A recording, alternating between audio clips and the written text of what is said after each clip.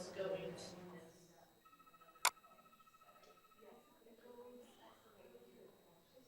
I remember something.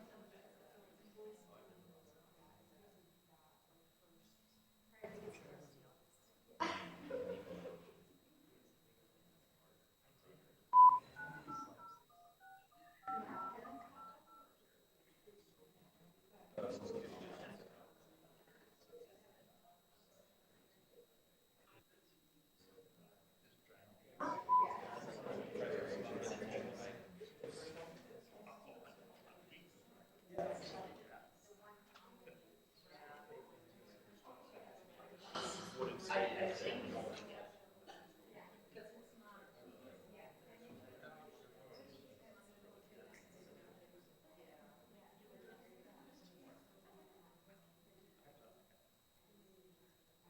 I know, well,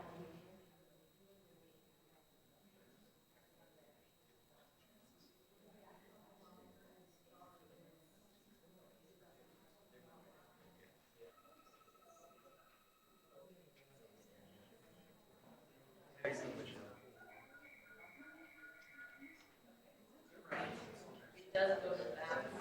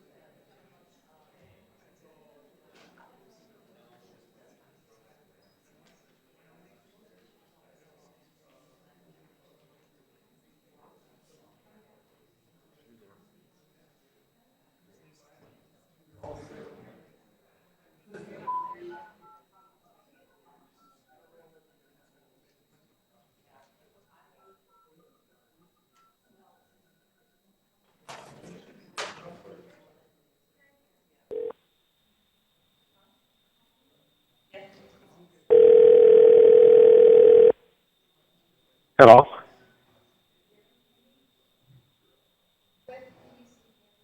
Hello? Gary, can you hear us? Yes. Okay, thanks. Okay. So folks, we just ran a little bit late in our other meeting, so we'll be along presently.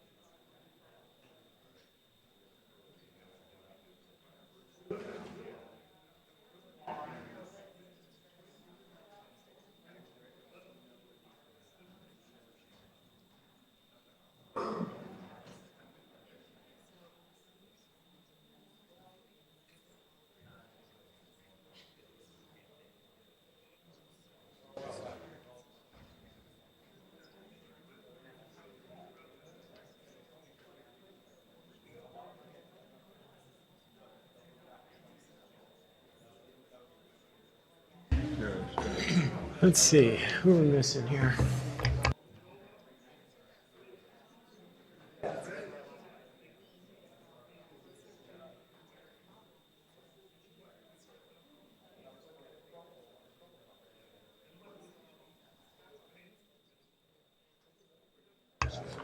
Are we ready to go? Okay.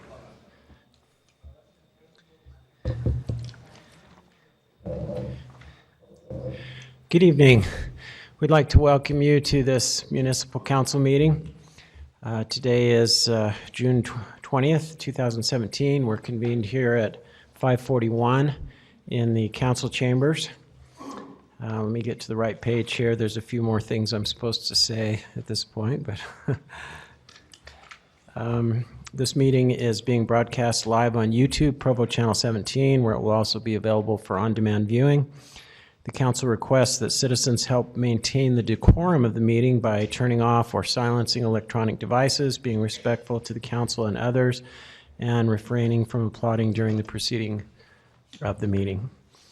We'd like to excuse Council Member David Harding, who is on a plane right now. And I believe, Mr. Wenderton, are you dialed in? Yes. Okay, let's proceed with the roll call then. Cliff Strachan? Brian Jones. Kim Santiago. Kay Van Buren. Dave Sewell. Dave Connect. George Stewart. Wayne Parker. Thank you. The opening prayer will be offered by Dave Decker.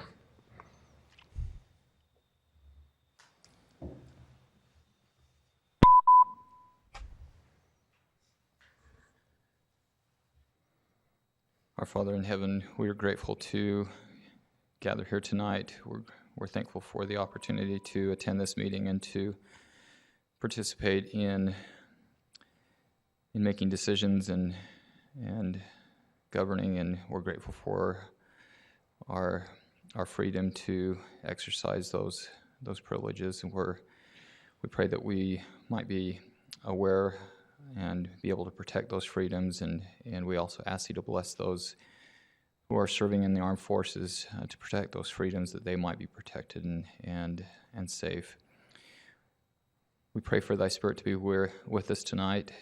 And again, we're grateful to be here. And we say these things in the name of Jesus Christ. Amen. Amen.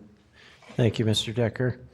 The Pledge of Allegiance will be led by Travis Dance.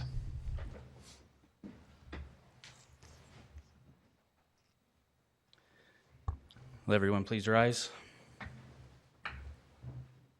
I pledge allegiance to the flag of the United States of America and to the republic for which it stands, one nation, under God, indivisible, with liberty and justice for all.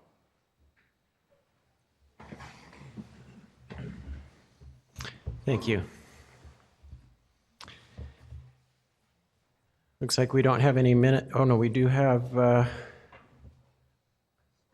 do we have any minutes? I don't see any listed here. A comment on the minutes.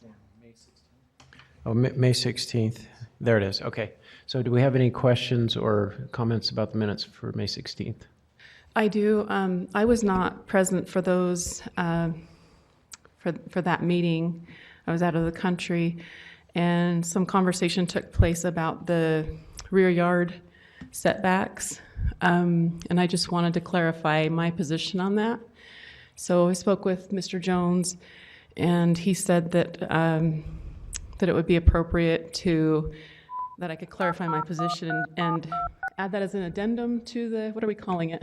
To the minutes? As an attachment to As the an minutes rather attachment than to the as part of minutes. it. So I'm not changing the minutes, I'm just adding an attachment to clarify my position. Should I read that into the minutes, or does it matter? I think that'd be appropriate because I think that you need council approval in order to attach it, so. Okay. So is that okay, Mr. Chair, if I read this? Sure. Okay. So addendum to, or attachment, this will be the attachment. It's the front and rear yard agenda item on the council meeting minutes for 6/6/17. A committee was formed to work out differences on front and rear yard setbacks and return to the council with a recommendation. The committee met and agreed to recommend a rear yard setback of 20 feet on lots with an average depth of 106 feet. Councilmember Santiago was going out of the country and couldn't attend the following council meeting, so the committee agreed that if any changes were made to the recommendation, they would continue the item so it could be discussed at a future council meeting where Councilmember Santiago would be present. In work session and council meeting, the recommendation on yard setbacks was changed to allow a rear yard setback of 15 feet on lots with an average depth of 113 feet. Comments were made by committee members that they believed Councilmember Santiago would agree to the changes, and the changes were voted upon and passed. Councilmember Santiago wants to make clear for the record that she did not approve of the changes and would have voted to oppose the proposed changes for the following reasons. In the committee and prior council meetings, there was discussion about the original goal of the ordinance, which was to stabilize the downtown and pioneer neighborhoods by allowing the owners to add on to these smaller homes and stay in their homes longer as their families grow. This fit nicely with the council goal of increasing home ownership in the downtown neighborhoods. The committee agreed that keeping the limit of 106 feet would help these neighborhoods with R16 and R18 lots and would exclude the R110 lots. This would allow owners of the smaller homes the option of adding to their home, at the same time not allowing it in the R110 neighborhoods, and thus preserve the open feel in R110 neighborhoods per resident requests. Councilmember Santiago also has concerns that a 15-foot setback is too close to the rear property line in the R110 zone and does not lend itself to the open feel that the residents in her district want to preserve in the R110 neighborhoods. It would also allow a deck to be built within, I said a few feet of the rear property line, but I think it's more like 5 to 7, so built closer. I'll just say instead of a few feet, I'll just say closer to the rear property line. And that's all I have to add. Are there any concerns with making that attachment to the minutes? Mr. Winterton, did you hear that? Yes, I did. Okay. Unless there's any objection, then we will declare the minutes approved with that attachment by unanimous consent. Thank you. All right, item number 1 tonight is a presentation of the Employee of the Month for June 2017, and this will be presented by Scott Henderson.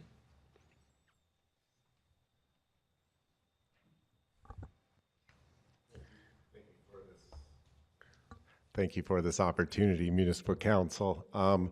We're here to recognize Brett Garrett, Recreation Center Maintenance Technician.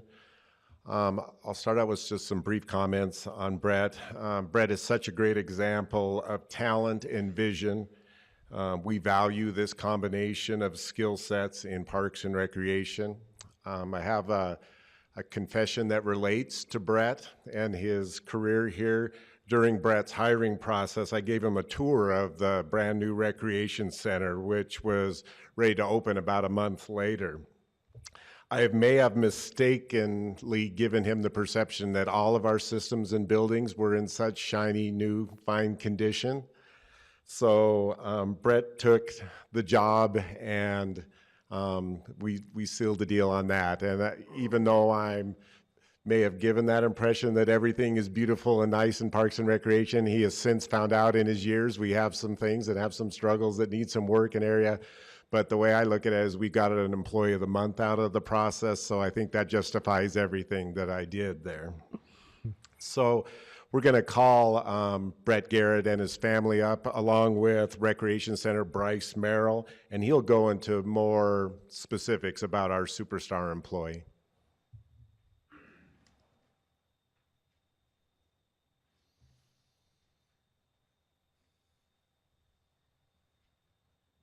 I just wanted to share a couple of quick thoughts about what makes Brett such an integral member of our team over at the Recreation Center. Brett has the opportunity and challenge of wearing many different hats at our facility. One of the major parts of his job is maintaining our different bodies of water. You can see up here on the images, some of them are meant to be submerged and others are not meant to be submerged but have found themselves to be submerged through the process of life as a facility, and he's been able to manage both of those for us. Brett is also Life Fitness certified, and he manages hundreds of pieces of equipment to make sure that their uptime is available for our citizens and residents. And beyond the maintenance tech hands-on portions of the position, Brett has really jumped in to efficiencies and making sure that our bottom line and our budget work for us. A couple of great examples of that is Brett has led out on our HVAC systems and our energy consumption efficiencies. He's found ways for us to secure bulk pricing for our natural gas and to outfit our facility with LED lighting and optimizing some of our temperature zones, resulting in significant savings for us and again for our resident. And then one final example you can see up here, we had a couple of major emergencies at our veterans pool last year, and we had about 72 hours to gut 75% of the pool deck and to excavate tons and tons of dirt, replace piping, and turn it around and have it open for our citizens by that Friday. And within 72 hours, Brett coordinated our team, and most of our users never even knew that there was a major issue. He saved us tens of thousands of dollars, and it's that kind of efficiency and creativity that make him so valuable to what we do at the Recreation Center. So, that's it.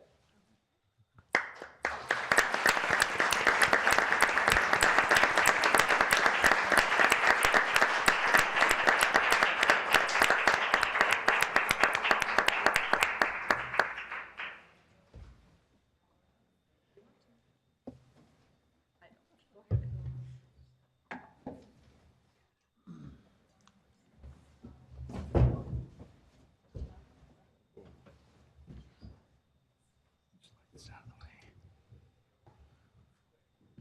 Without pulling the plug out.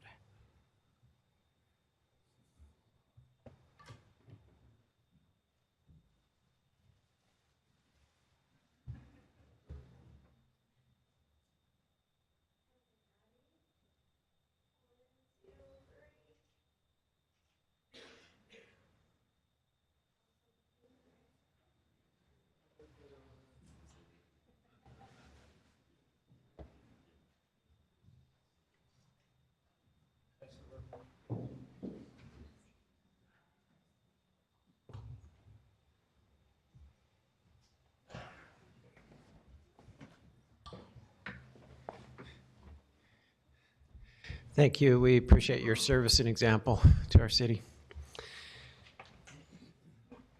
We will now begin the public comment portion of our meeting. As indicated on the screen, a required public hearing will be held for certain agenda items prior to council action.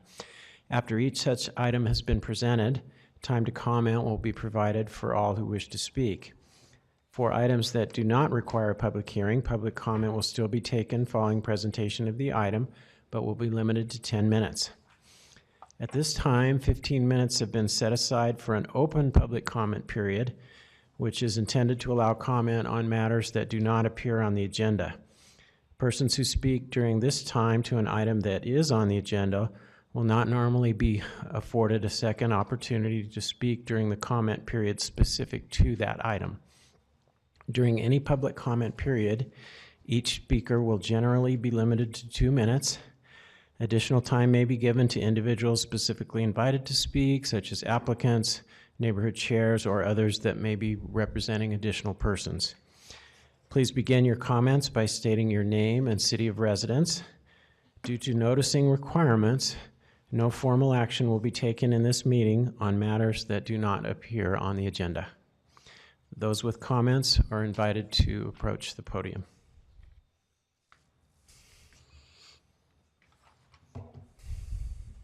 Hello, I'm Kira Scholes, and this is unnamed baby Scholes. We are addressing you from Springville, Utah, but I did grow up in Provo. I would like to just inform you of a nonprofit that I have started with a tentative partnership to UVU. I've already spoken with the mayor about this and his team, but the nonprofit would be to provide 2 years of college free to every graduate of Provo School District. This includes the 3 high schools: Independence High School, Timpview High School, and Provo High School.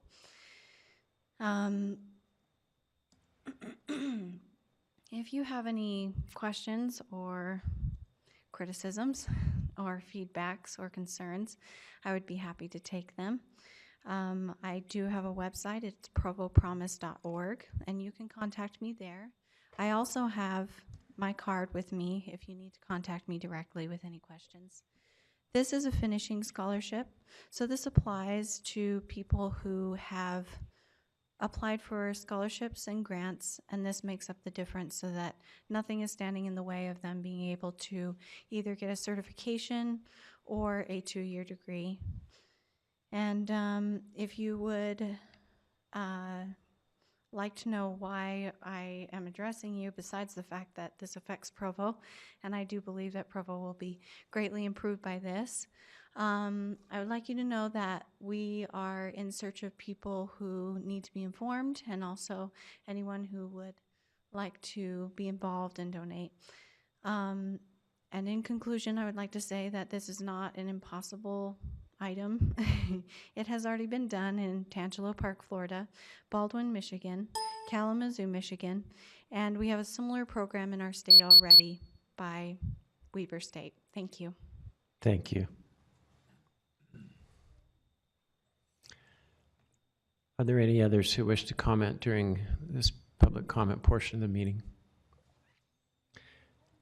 Seeing none, we'll close public comment and move on to items that are on the agenda.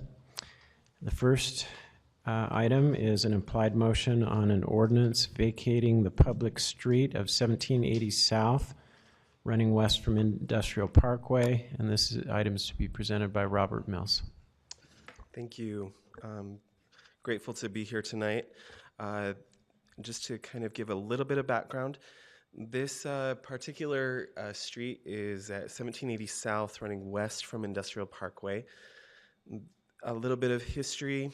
Final subdivision plat was approved in August of 2006 to allow the creation of a 5-lot subdivision and cul-de-sac. Kelsey, can I? Oh, there we go. So this is the subdivision that was created up there, and the applicant has subsequently actually purchased all of these lots, and is now requesting to vacate this 1780 South cul-de-sac in order to allow a self-storage facility.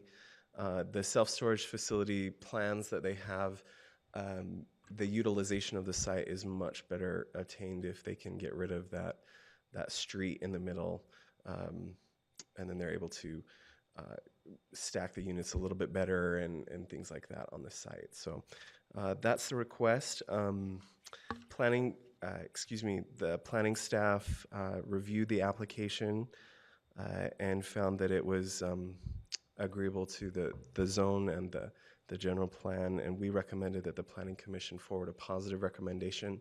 They did that unanimously, and that's kind of where we are right now. And if you have any questions, I'm happy to help. Ms. Santiago? What was the original intent for creating this cul-de-sac in the first place? Well, this is in the PIC zone, so it's kind of, the intention is to create that type of area where there's a little bit of industrial, but more, and not necessarily commercial areas, but the original developers of this site thought that it would be useful for those 5 lots, and then 5 different individual companies could come in and develop in that area. The subsequent owners have presented a plan that actually includes the entire subdivision, so it's actually a little bit more cohesive. And there was no, from what I remember, there wasn't much comment. Was the neighborhood chair present? Neighborhood chair was not present. And it's no kind of comments. isolated, it's away from Yes. neighborhoods anyway? Yeah.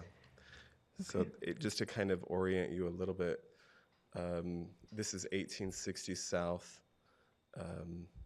Public Works' main office is kind of over in this direction, and then State Street is over here.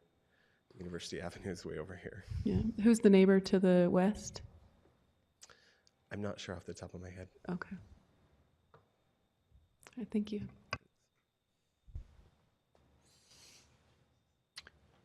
All right. Thank you, Mr. Mills. Thank you. This item is open for a public hearing. Do we have a neighborhood chair, actually first, that has come to speak to this item? I don't think she'll be here. Okay. Are there any members of the public who have come to speak to this item?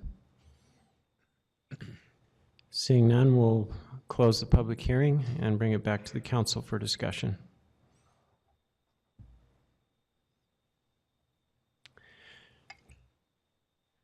Seeing none, we'll call for a vote on the implied motion to pass the ordinance vacating the public street as currently written. All in favor? Yes.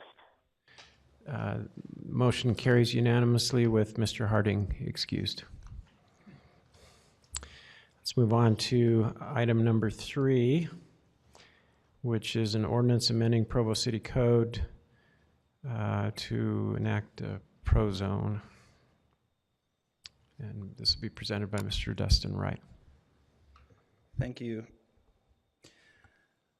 This, let's see if we can go to the slide that shows the property there.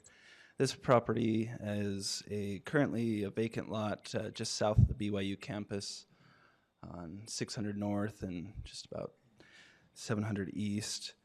The applicant is looking to redevelop this property and would like to do 1-bedroom apartments, 10 one-bedroom apartments on this property. And the Planning Commission and staff have reviewed that project and find that it would conform to this proposed ProZone for this request here. A little bit about the proposed ordinance. Creation of this ProZone is pretty specific as to allowing for apartments up to 10 units on a minimum of a 8,000 square foot lot.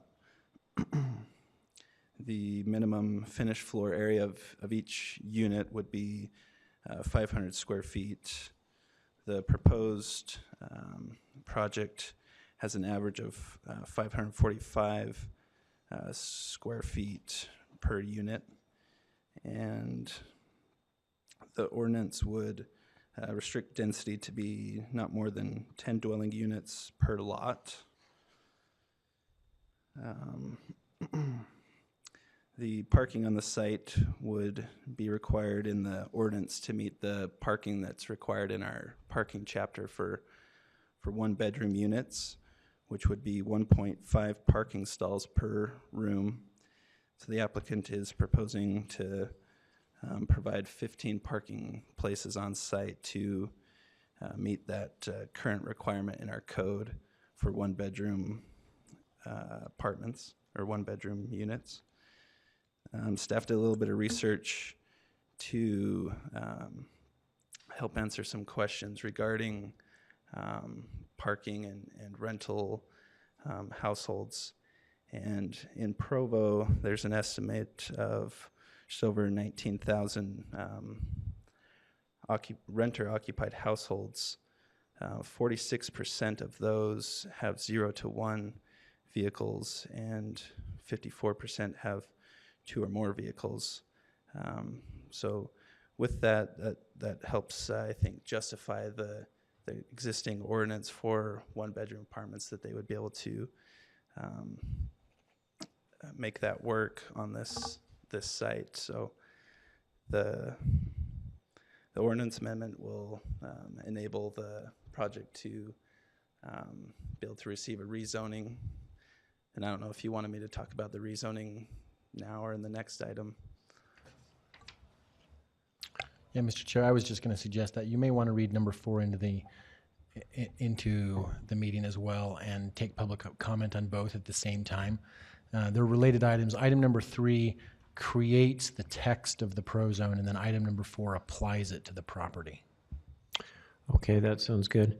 So item number 4 we'll read in at this time is an ordinance amending the zone map classification of approximately 0.19 acres of real property generally located at 691 East, 600 North, from residential conservation, or RC, to the Lesa Project Redevelopment Option Zone. Okay. Thank you. So part of that rezone then would be to take it from this residential conservation zone that wouldn't allow for much more than a single-family home to be built on this infill property, and change it to that zone that we just discussed, the pro zone there, and allow for this project to be redeveloped in this area. So those 2 requests are being proposed at this time. Thank you. Are there any questions for Mr. Wright about either of those agenda items? I'd just like to suggest that as we approve projects like this, and we hope that it all turns out just perfect, and that we have enough parking, for example, I'd encourage you to go back in 6 months or a year or whatever and look at the situation and report back to us, because we don't often get feedback on what we approve, whether it's working as envisioned or not. Okay. In the Planning Commission meeting, some of the discussion was, there were a couple of things. One was on the being able to pick up the garbage. And it was mentioned if they couldn't do the big can, they would just put individual cans out on the street, which is 10 cans out on the street. What was the issue with the, like, a more industrial type dumpster option? Yeah, I think a lot of it has to do with the space on the site. I don't know if we have the site plan we can pull up. But yeah, on the site, The site plan, or the something where we can see a little bit better?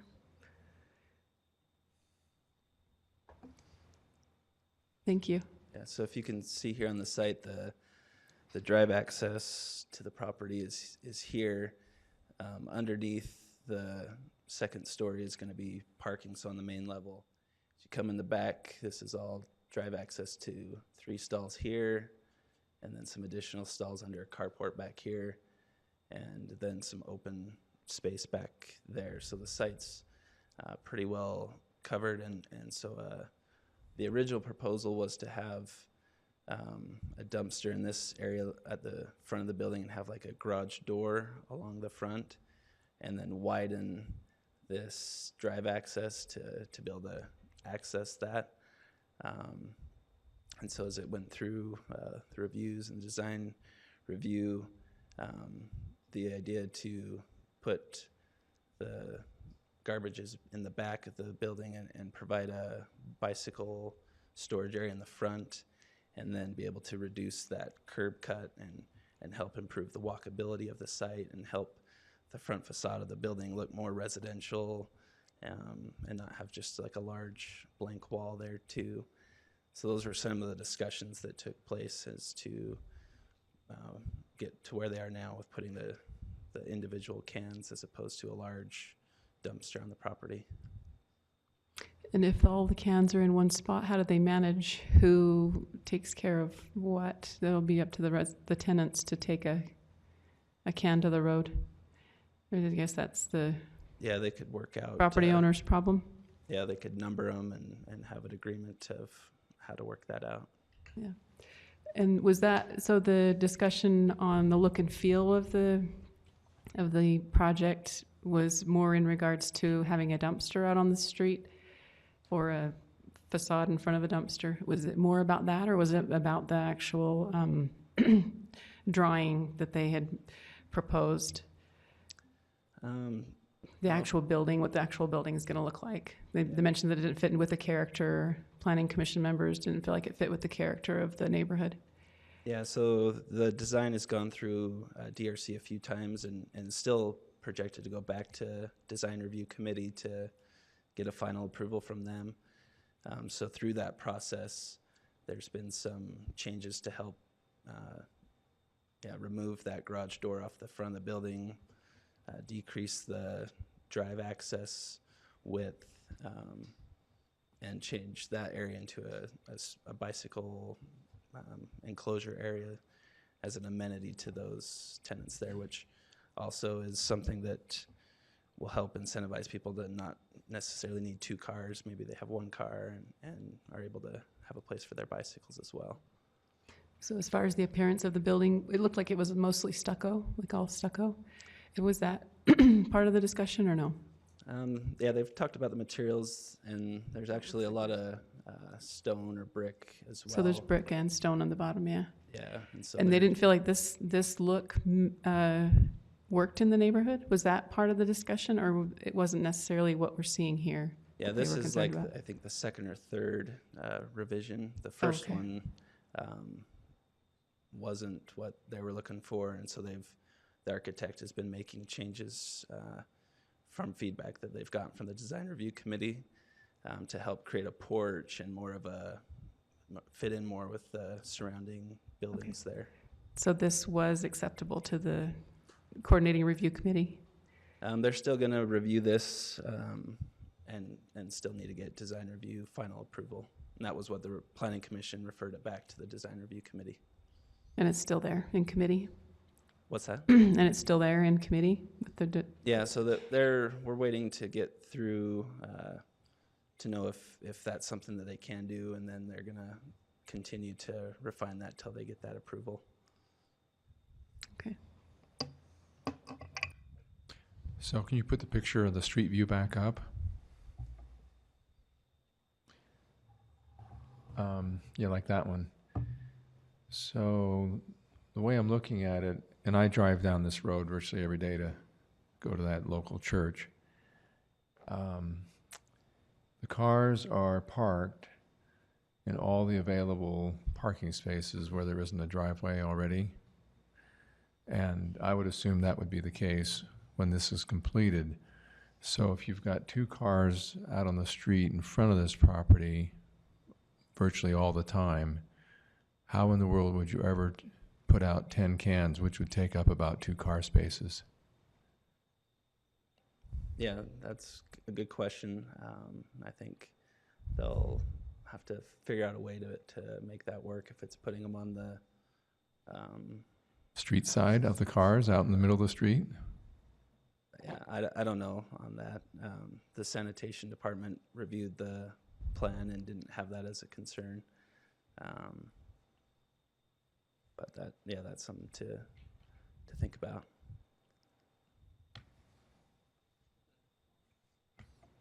Well, there might be adequate parking right now, there wouldn't be overflow parking. They would be hard pressed to park in front of their own property because it's already occupied by others in the neighborhood. So whoever moves here is going to have to kind of limit their parking and their cars to what's available on site.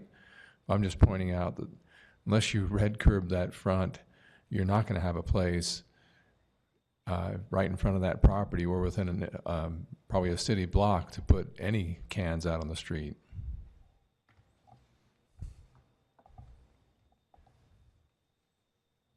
Any other questions?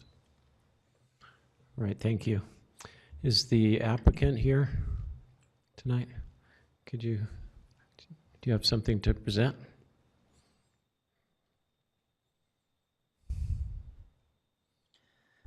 Travis Dance from Spanish Fork. The only item of clarification that I wanted to mention is there won't be 10 dumpsters. We only need to have at the most 5. With a single-family residence, these will be 95-gallon dumpsters, and 2 people won't fill one of those in a week. So we're going to limit that down to just 5. So. Are there any questions for Mr. Dance? So if the street is just filled with cars, where do you put them? We have been thinking about probably needing to either paint this curb red or do something there to limit parking for the space that we will need. And that'll be something we'll have to work out with the design review committee and see if they've got suggestions. Because at one point we have had the dumpster on site, and we've had it in 2 different locations, and we keep getting feedback where we need to move it and need to move it. And so finally we've resulted in just doing with the portable ones that can be wheeled out to the street. Yeah, I would agree. The red curb would be about the only solution. The portable ones you mentioned, are those the same like as residential cans or? Yeah, that have the wheels and. Yeah, okay. Because we put those on the other side of the car all the time at my house because of teenage parking along the street there. But anyway, other questions for Mr. Dance? Thank you. Is there a neighborhood chair here to speak to this item? Seeing none, we'll open the item for public comment. Are there any members of the public that wish to comment on this item?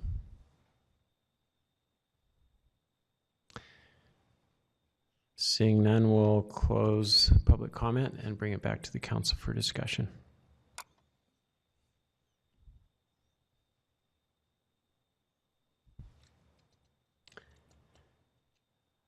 Seeing none, is that a hand going up?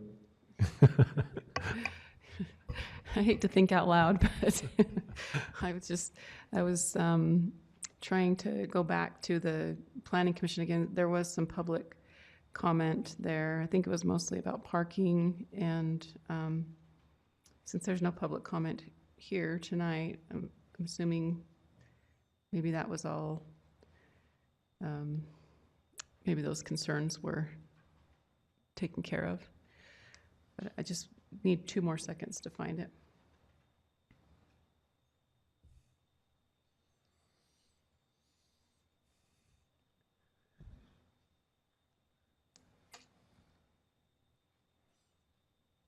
I had a question for Mr. Jones while you're looking that up, but it looks like he's stepped out for a minute. Okay. Do you know the answer to this, Cliff? I just noticed that it doesn't say implied motion on this one. But I believe we do, don't we? It should be implied. Yeah, that's what I thought. Okay. Okay.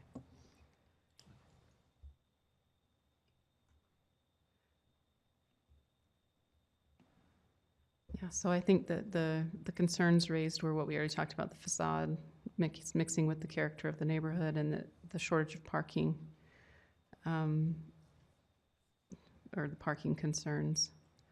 And then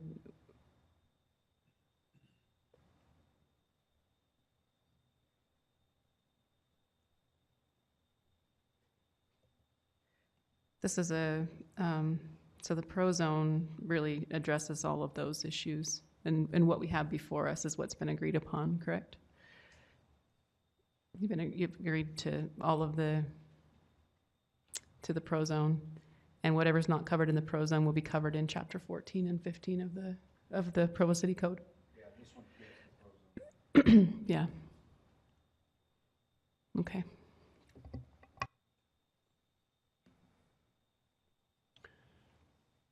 Is there any further discussion?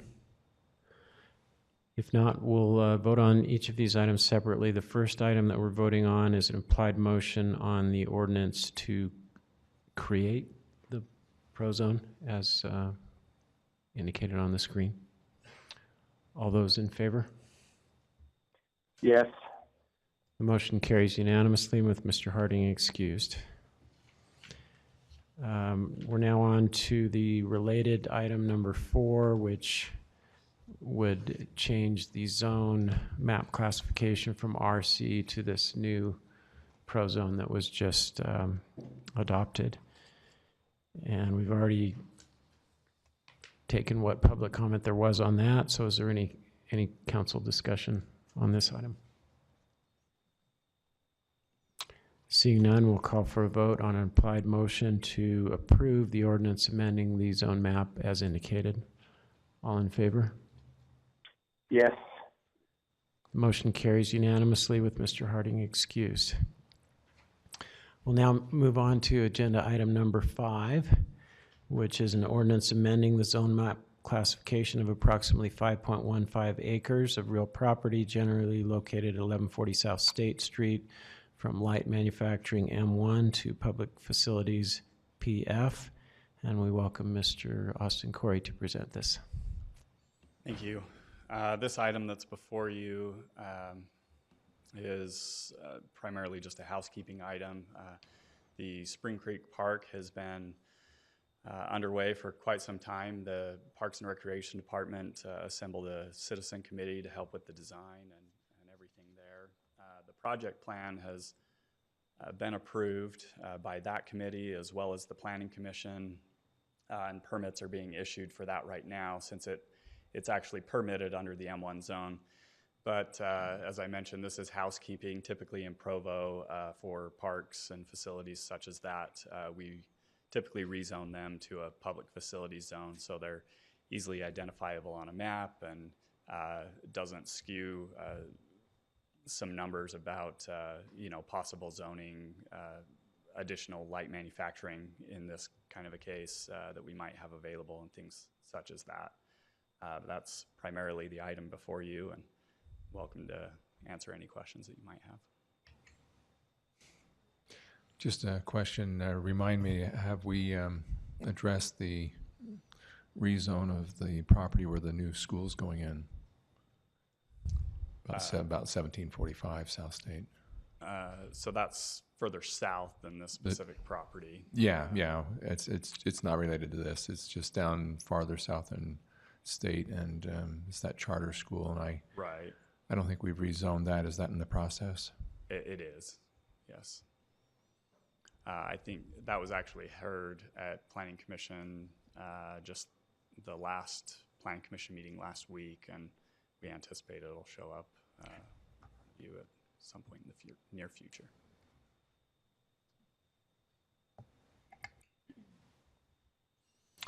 Any other questions for Mr. Corey? All right, thank you.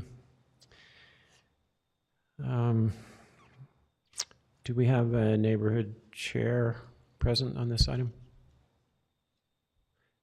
If not, are there any members of the public that wish to comment on this item?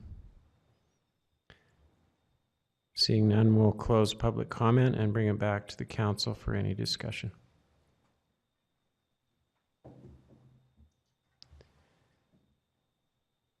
Seeing none, we have an implied motion to pass the ordinance amending the zone map as indicated and as written here.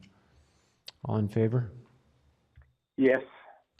Motion carries unanimously with Mr. Harding excused. We're now on to item number 6, which is an implied motion on an ordinance adopting a budget for Provo City Corporation for the fiscal year beginning July 1st, 2017 and ending June 30th, 2018 in the amount of $208,214,400 and amending the Consolidated Fee Schedule and Provo City Code Section 4.04.060. And just to clarify on what the implied motion is, so if there is not a motion to change it, the vote would be to adopt the tentative budget. Is that right? Well, it's to adopt the ordinance as written, which is based on the tentative budget, but has some changes. updated schedules and exhibits attached to it based on changes that have happened since then. Right, and that would be without scheduling a truth and taxation hearing. Correct. Unless there's a motion. Correct. That passes to the contrary. All right, and this will be presented by Mr. Dustin Grayball. Thank you for your time, councilors. For the public's benefit, this has been the effort of the past several months as we've developed the budget, working with departments and identifying needs. We've been able to present to the council a budget that is balanced in the general fund, expends wisely in all other areas, and represents some significant improvements in services available in police, fire, parks, and other areas around the city. We hope that we've addressed all the council's concerns and have made a number of minor changes or adjustments to the tentative budget, and I'd be happy to answer any questions that the council or the public has about that. Are there any questions for Mr. Grayball?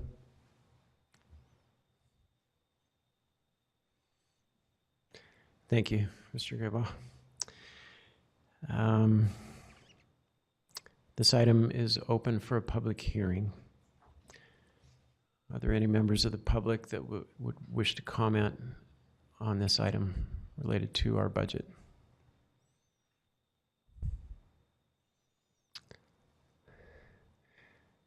Seeing none, we'll close public comment and bring this back to the council for any discussion. Mr. Connect. Oh, so where did Kim go? All right, we're just getting short on numbers. We'll talk slow for a minute. All right. Okay. Well, she's already heard what I said in a work session, and so we, couple of 3 years ago, had a council resolution to look at our property tax every year and possibly make adjustments to our property tax. I believe it was, 2 years ago that we did bump it up slightly. And last year we considered making that adjustment based on the, something like the Rocky Mountain inflation figures. And it would have come to like $2 per house. Nothing astounding, but we chose as a council to not add to the pain that people were going to be experiencing with the roughly $100 increase with the school board raising their taxes on the property tax.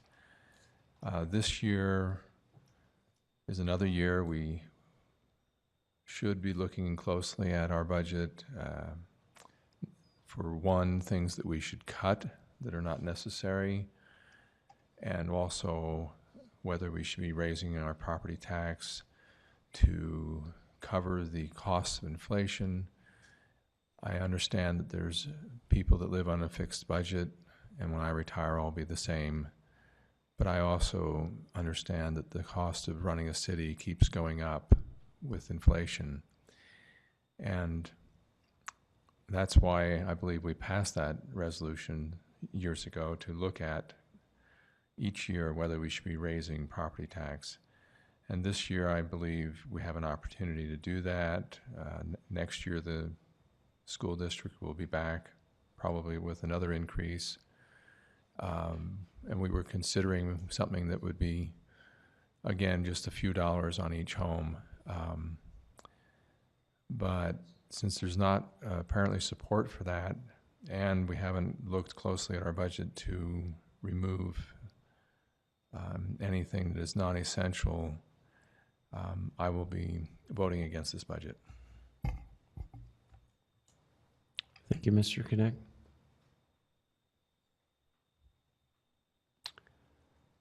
Are there other comments or discussion on the budget?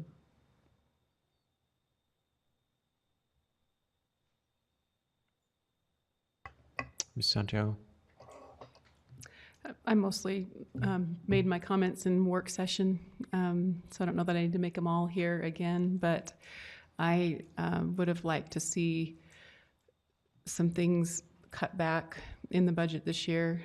And then I think the property tax increase, the suggestion by Mr. Harding, sort of set that ball in motion, where we started to look even closer about kind of what's the best use of funds. We have so many needs right now across the board, and what is the best use of the funds that we have right now. And I think that's a longer discussion, and I would have welcomed a couple more months to have some of those questions answered, but it doesn't look like that's going to happen. So I will probably support passing the budget, because I feel like they're just critical things. They're critical needs, and there are a few things that I disagree with, but overall, there are critical needs that need to be met. So, Mr. Stewart? I made a motion in the Budget Committee to fund, at least start funding a fire station with a property tax increase, but I think we've found a better way to do that without bonding. So I will be voting for the budget, even though there's several areas that I have concerns, but the administration has agreed to discuss those with us. I should have brought them up earlier. I didn't. I stand accused of not doing it on a timely basis. So I will be voting for the budget. Mr. Chair? Yes, Mr. Winterton. Yes, there are things in the budget that I would wonder about myself, and I look forward to discussions. I don't feel that we've talked about certain things that some council members would like to cut. I just don't think we've given it enough time to have those discussions. And I also would like to have a property tax increase, but without the discussions of where we can cut to make sure that we save appropriately, I will also be supporting this budget and look forward to the discussions on specific items where council members will have a chance to vote on each of those items. Thank you, Mr. Winterton.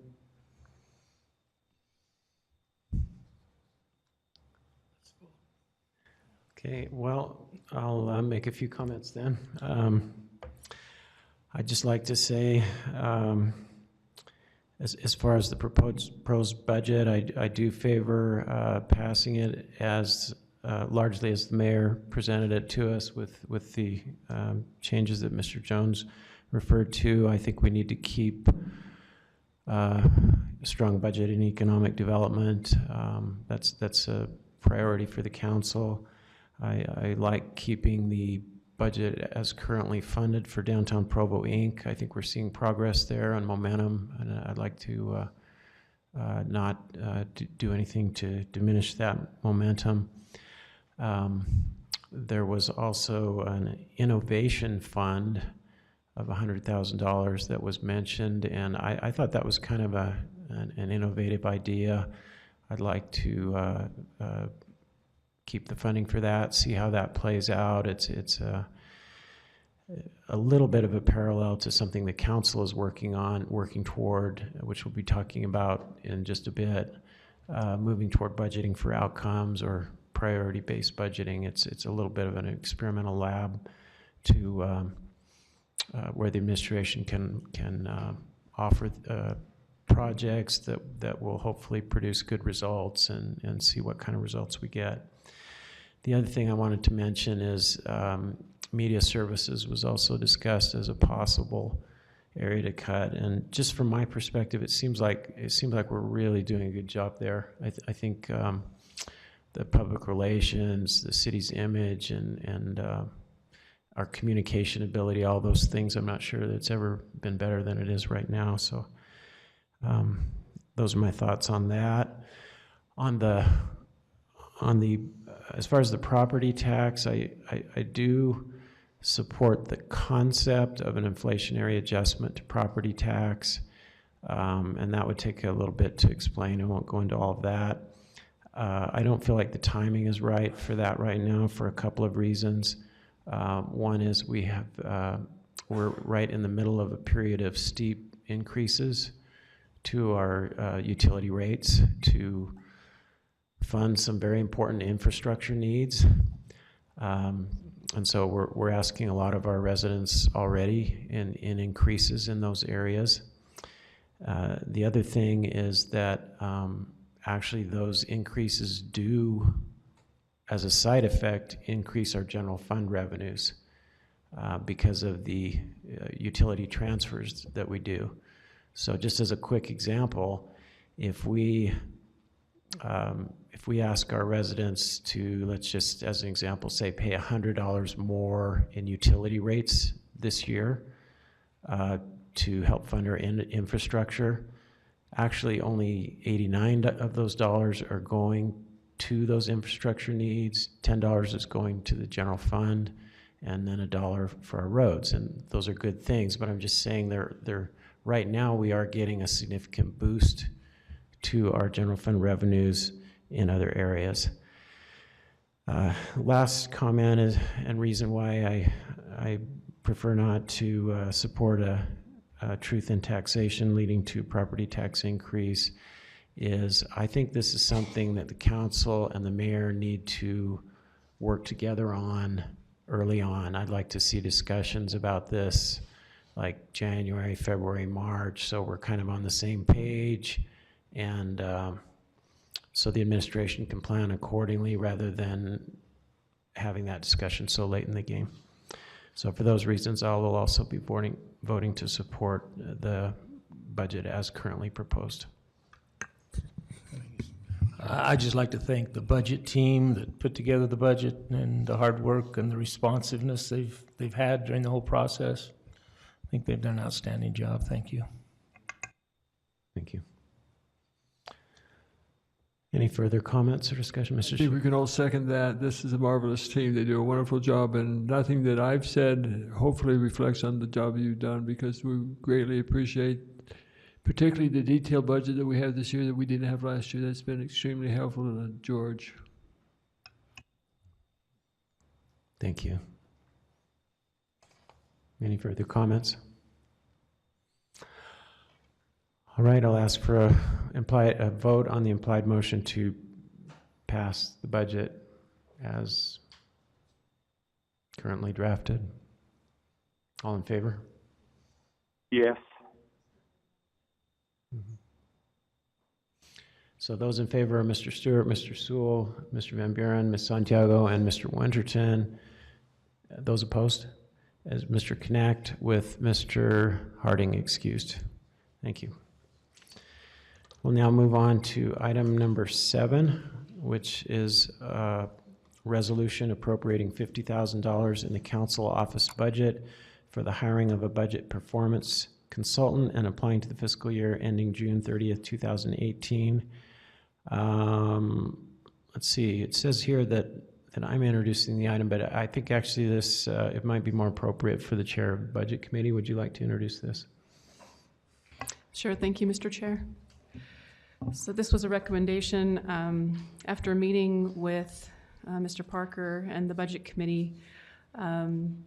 There's been an effort over the past several years to move our budget into a more program-based budget, data-driven budget, where we can see that we're reaching the goals of our citizens' goals. We set goals and priorities that from feedback from our citizens and moving the budget into this format. It's called budgeting for outcomes or Moneyball for government. It's a way of showing more real-time data on how we're moving forward in accomplishing the goals of our citizens. And in order to do this, you have to decide what your outcomes are. You have to decide what your metrics are, and that's by department. And it's going to take a lot of legwork. And so it was recommended that we appropriate $50,000 in this budget and $50,000 in the next budget, but not in hiring a person who would be a year-to-year contract for 3 years. This person would come in and they would be that point person. They would work with the finance team. They would be under the council office, but they'd work with the finance team to go department by department and decide what those metrics are going to be, and really establish this budgeting for outcomes model of budgeting. I've been excited about this for several years and feel like it's kind of finally coming to fruition, but we went to a Utah League of Cities and Towns conference, and there was an expert there on the budgeting for outcomes format. Her recommendation was you really need one person to move this forward. You really need to have one person have it be their job, and in order to get it established and get it set up the right way. So we're hoping with the new mayor, whoever the new mayor ends up being, that they'll be on board. But we're allocating this money to give them that option when the new year, the new year comes, and they'll be able to decide as a council and a mayor how they want to make that work. And this was a sort of a joint recommendation to do it this way in this year's budget. We also have money from property tax, and Dustin maybe can describe the extra money. So this would be more from our fund, our general fund, and I'll let you describe it because you're much better at this. So included in the proposal that the council just approved, the general fund has a $50,000 surplus. This is included in the changes made from the tentative version, that the property tax base went up because of growth in the city, and that $50,000 was left as a surplus in the budget, so that if the council were to choose to appropriate the money now, we would still have what it would be considered a balanced budget, given this appropriation, with the additional caveats of what this $50,000 is used for. Thank you. And just maybe as a simpler example, a more simple example that was used at the Utah League in Cities and Towns, they had Mayor Bynum from Tulsa spoke and talked about how data is being used in real time to produce change in communities. And he talked, I think it was in Baltimore, there were a couple of areas in the city where they called them the kidneys of death. They had major crimes happening in these two areas of the city. And so they started, instead of looking at their reports quarterly or half yearly or yearly, they started doing it real time and deploying officers in real time. And they were able to decrease their crime, what's the word? Their serious crimes, 50% over a decade. And I feel like if we're going to move the needle on some of our priorities, if we're going to be able to meet the goals and do the things our citizens want, we need that kind of laser focus, and we need to be able to show the data and deploy real-time whatever it is to be able to accomplish those goals, whether it's deploying officers or whether it's with our zoning being our number one priority, getting on top of the over-occupancy. When we have that kind of laser focus and can start putting resources to that, and we're going to see we're going to see a change. We're going to see more movement in those areas. And so hopefully that's a good example. I don't know about what this can do for our community and in meeting our goals. Thank you, Ms. Santiago. This item is open for a public hearing. Is there anyone that has come to speak regarding this item?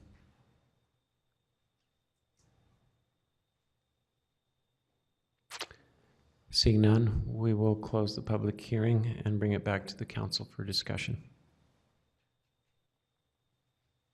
Mr. Connect. So 50,000, and they would start potentially in January, so like a half year.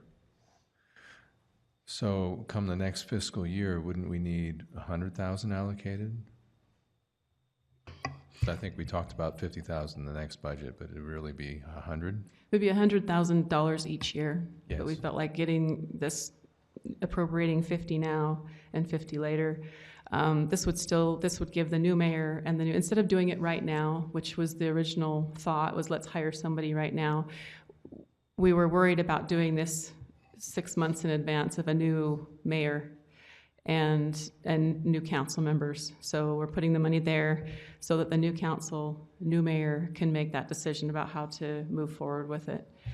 But it would be $100,000 each year for 3 years to have that one. Right. So I'm just trying to clarify, because I think earlier it was stated, and I just wrote it down, that we would allocate $50,000 more next year, but I'm going, actually, we would have to allocate 100,000 more in the next budget. In the next fiscal budget after, June of 2018, correct. Mr. Stewart. And that would have to be done by the new council and approved, because we can't bind another council, but I think we all understand that. It's just the 50,000 that we're appropriating this year. Right, for the second half of this fiscal year. Right.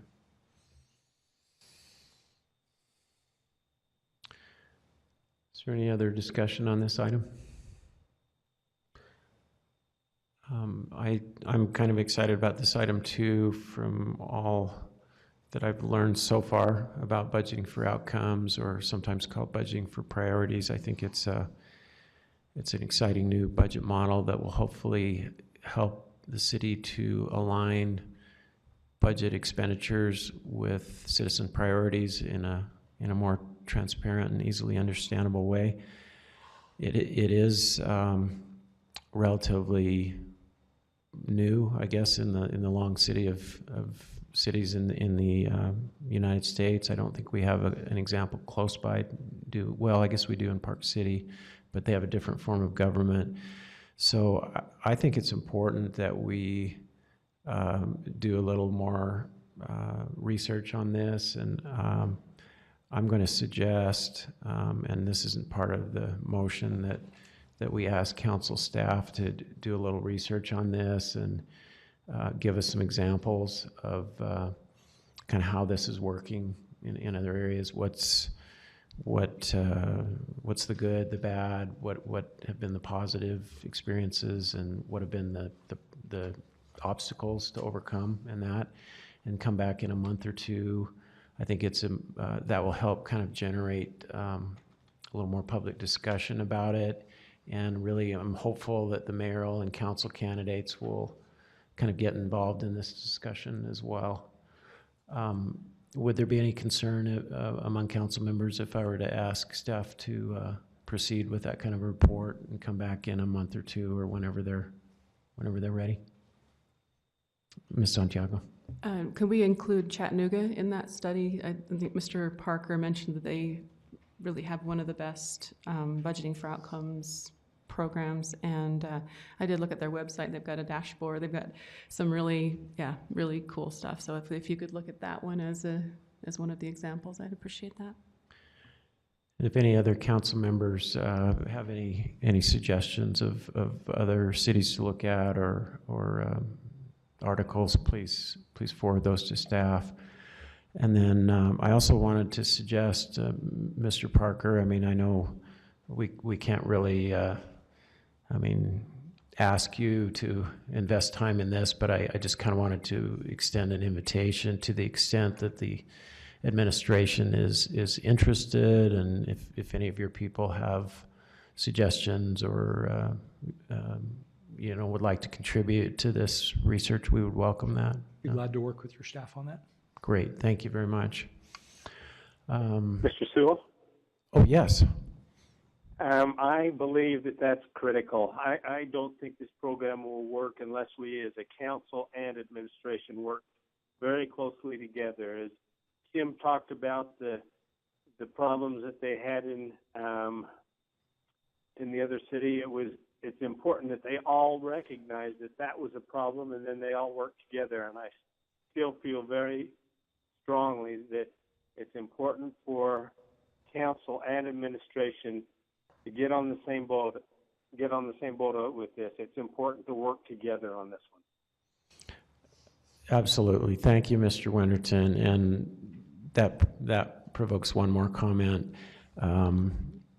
Just to clarify for the public, so we're not intending to spend $1 of this $50,000 until January, because the idea is, as Mr. Winterton just said, this has to be something that the council and administration do together. And if the new mayor does not want to do this, then we won't be able to go down this road. So, thank you. Any further discussion? Call for a vote on approving the resolution as shown on the screen here. All in favor? Yes. So that is Mr. Stewart, Mr. Connect, Mr. Sewell, Ms. Santiago, and Mr. Winterton in favor. All opposed? And Mr. Van Buren opposed, with Mr. Harding excused.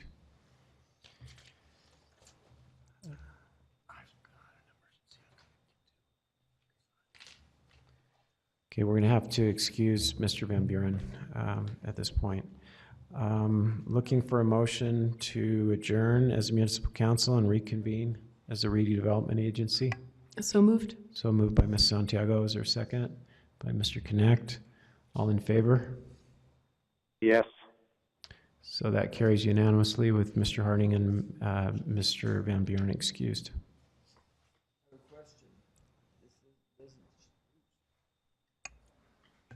This doesn't show as an implied motion. Should it be an implied motion? Yes, it should be. It is an implied motion. And do we have Dustin or do you have David Walters present? I think it's up to the council. David is available. It's available if necessary. Dustin, go ahead then. Okay. Council members, the tentative budget has no changes to the final budget proposed for the redevelopment agency.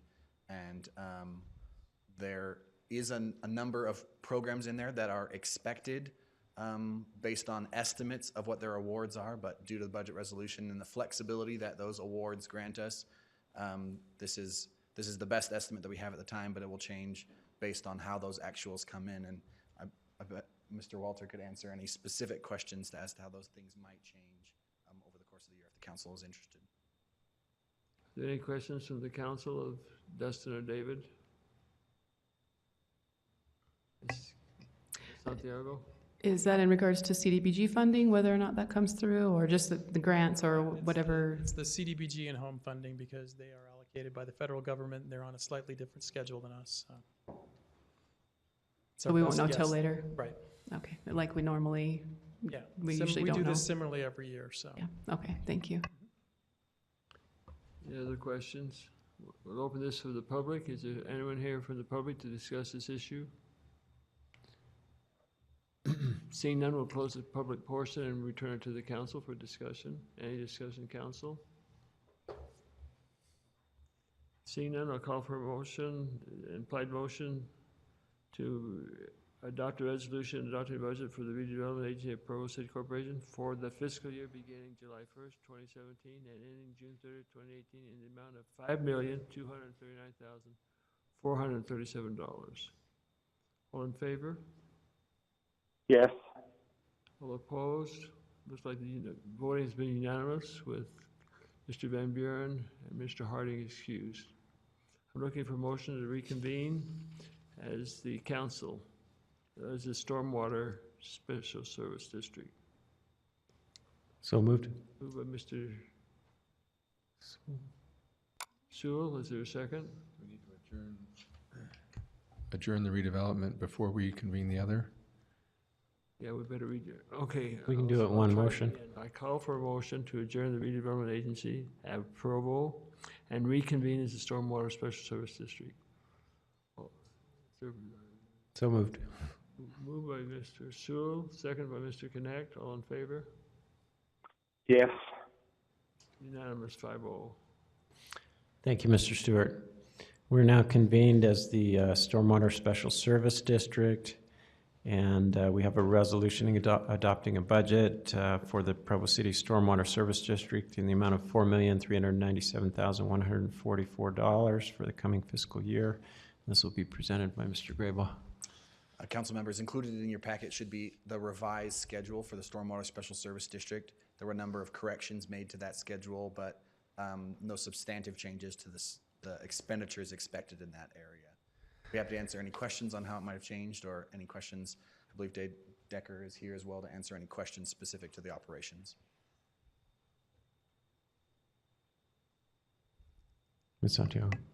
I know you've discussed this before, but you may want to just discuss the low fund balance and the rationale behind it. Yeah, the way that the budget is presented currently, it only includes the fund balance that would be what we would consider unassigned, or the budget that, or fund balance that has no other planned use. In actuality, we're in the middle of a construction year, and as a consequence of that, the adjusted budget column reflects all of the programmed dollars that are then subtracted from that fund balance, and that as we go through the course of the year, we'll spend down some of it. But you'll notice that over the trend of the past, that those fund balance dollars do not have the assigned portion of that fund balance broken out. And so that's largely the reason for that inconsistency, and something that we hope to remedy in the near future. Thank you. Is there any other questions? This item is open for a public hearing. Are there any members of the public that have come to speak regarding this item? Seeing none, we'll close the public hearing and bring it back to the council for any discussion.